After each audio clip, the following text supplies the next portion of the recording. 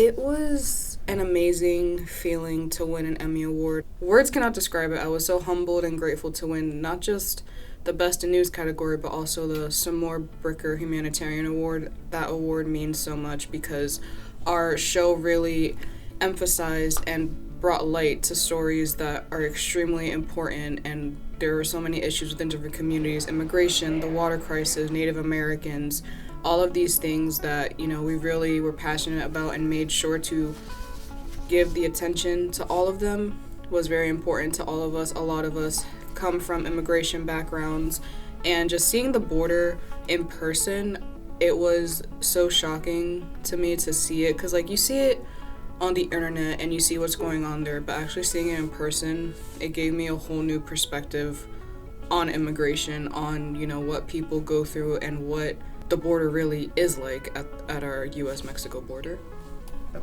So for everyone in our group, it was different. There were 16 of us, and we all had a different topic. I had the topic of the border, and I was more focused on the law enforcement, safety, precaution aspect of it. So my way of going about finding my story was really just, looking at the Border Patrol reports, trying to get connected with them as much as I can. I think I called almost every law enforcement agency in the area until I actually got to Border Patrol.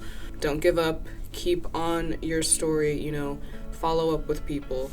Make sure that they know that you're going to be there that day, that time. They're expecting you. They're ready for you.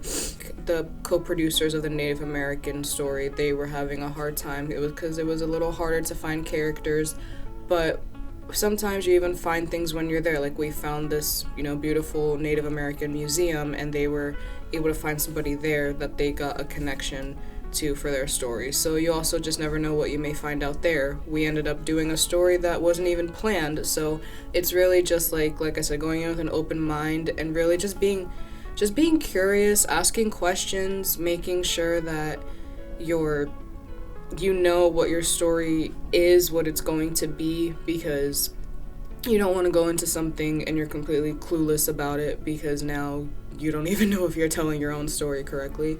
My advice to any young journalist who is going into this and who wants to touch on issues like this is go into it with an open mind and go into it with compassion, because at the end of the day, you're a journalist. You need to keep that hat on and making sure you're telling the truth, but that doesn't make you a robot. You're not programmed. It's okay to feel emotion when you go into stuff like this, and it's important to show that emotion in your storytelling. It's the vulnerability that matters when you're telling a story. You never know who you may connect to.